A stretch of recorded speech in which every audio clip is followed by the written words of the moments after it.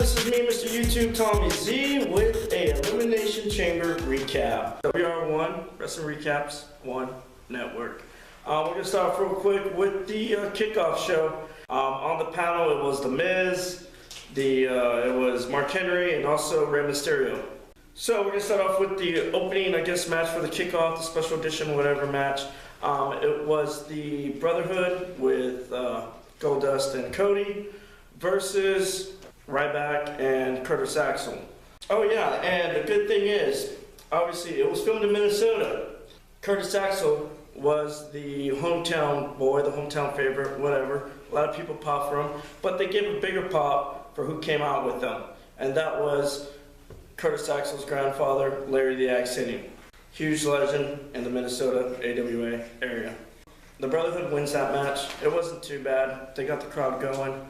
It was a good, opener if you want to call it.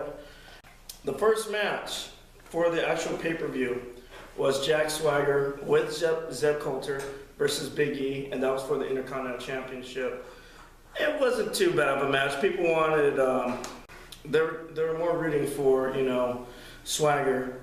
It was okay. It was a good opener, let's put it that way. It lasted, about 15-20 minutes around there, maybe. Big E wins. Then we're going to go in again with the Tag Team Championship match. The New Age Outlaws versus the Usos. It was alright. I just got to say some of the things were kind of a little iffy, but I kind of like it. The crowd kind of got lost in the middle of it, and they got back and they got lost again. I don't know, it's just kind of weird. The winners of that match was, well, New Age Outlaws. Oh, and I gotta say, the Usos had a little promo for that during the kickoff, and I don't know, it was just kind of bland. They were saying, "Oh, we got 2 words for you.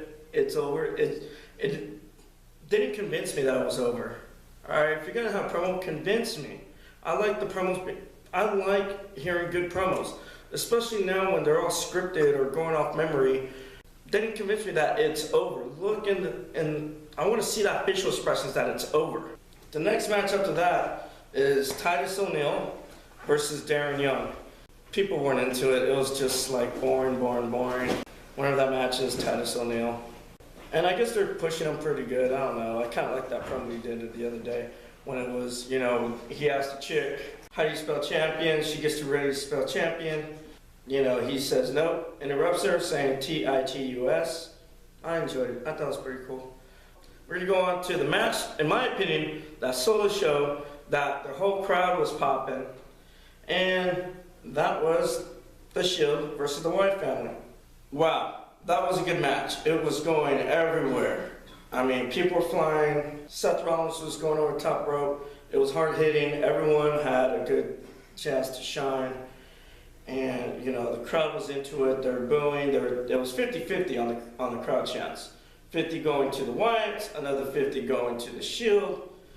It wasn't too bad. I enjoyed it. I loved it. I actually was at the edge of my seat watching that entire match. I really have nothing bad to say about it. I enjoyed it. I thought it was really good. The crowd was into it. I think it burned the crowd just a little bit because I guess that was one of the main matches that people wanted to see. The Wyatts win. And I gotta say, Roman Reigns was freaking off the chain on this one. Everybody was popping for Roman Reigns. Everybody was saying, hey, not hey, but they're yelling yay and all that stuff. The crowd was popping. I mean, it went, like I said, it went everywhere. Like this segment's going everywhere. It went to Bray Wyatt and Jon Moxley. Can't think of his name right now. His WWE name. They were going outside, fighting in the back. Dude, the best spot was when Seth Rollins got powerbombed on the freaking table. That's when the whole crowd was just cheering and going crazy. They loved it. They chanted tables pretty much halfway through the match and they got it. Surprise! Oh! Hi, Tommy. Hey.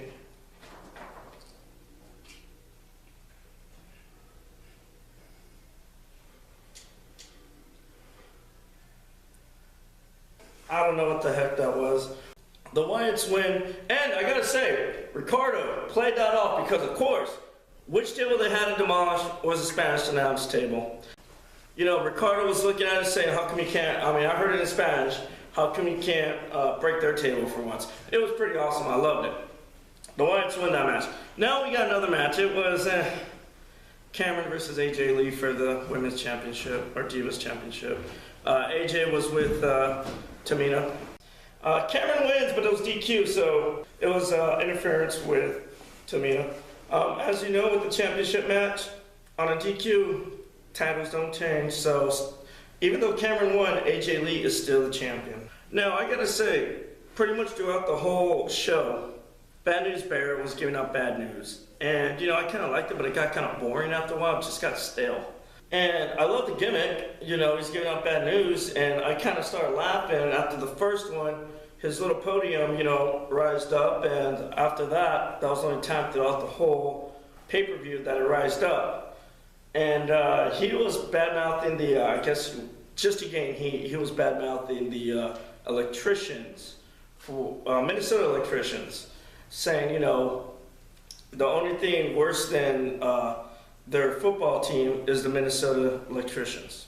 I started laughing, but after like he kept coming in after every match, and it got kind of boring after a while. So next we have Batista versus Alberto Del Rio. I wish it was better.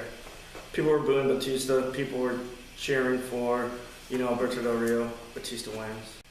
Yeah, it wasn't that. I didn't like it. Next we have the main event, the Elimination Chamber. It was for the WWE World Heavyweight Championships. It was Cesaro versus Christian versus Sheamus versus Daniel Bryan versus John Cena, and Randy Orton's the champion, so he was in it too. It wasn't really too bad. Cesaro and Sheamus kicked off the match, and you know, they were hard hitting for a little bit. Then Daniel Bryan is the third guy in there. They're working on the arm. Christian comes out, he's the fourth one in. And you know, Christian does a few things. Then Cena is the fifth guy in. And then Orton, of course. But the one I kind of liked was Orton's little thing. He comes out, starts beating on everybody. After a few seconds of him getting everybody, everyone gets up from whatever they're doing. Orton's in the corner. Orton scurries out, just runs outside into his pod. He makes the referee, lock up his pod again. So everyone's, you know, chanting out the P word. Rhymes with, I don't know, bushy. Okay? Yes. Thank you, old benevolent voice back there. And yeah, they're shouting out, and he just looked at him like, yeah, and? So I thought that was funny. I thought that was entertaining. Everybody loved it. We're just going to go down with the eliminations real quick. I really don't know. Oh, yeah, and Cesaro does his little sling. But I got to say, I enjoyed it. The first one eliminated was Sheamus. Second one eliminated was Christian. Third one was Cesaro. And as soon as Cesaro got eliminated, the lights turned off, the Wyatts popped in. And they start beating up on John Cena. Of course, you know, they beat up John Cena. John Cena got eliminated, 1, 2, 3. Kane comes out, you know, trying to get the Wyatt family out of the ringside area back to the backstage. You know, he goes in the ring. Daniel Bryan gets on top rope, kicks Kane. Kane, I think, for real, he hit one of the posts, because I just see his head bounce off the post, and wow, that was a good one. He tries to go in. They wrestle for a little bit. Randy Orton and Daniel Bryan, the last two guys and the last two in. And they're wrestling for a little bit. Kane goes in, interferes. Randy Orton goes in for the, pin, 1, 2, 3. Everyone booing. Randy Orton wins. Everyone's booing. Everyone's pissed. They want Daniel Bryan to win. Well, his time's coming pretty soon. But as I said before, if you want Daniel Bryan, you know, to be the face of WWE, don't just chant yes in the crowd, because Vince don't really care about that. Yeah, the guy is kind of over with the crowd, but to really be over in Vince's mind and in everybody's mind in WWE is to buy his merchandise, boost up those reigns when he's there, and also make sure to put butts in the seats. So that's me, Mr. Tommy Z, with the Elimination Chamber recaps here on YouTube.com, Wrestling Recaps 1 Network. Like, comment, subscribe. Good night.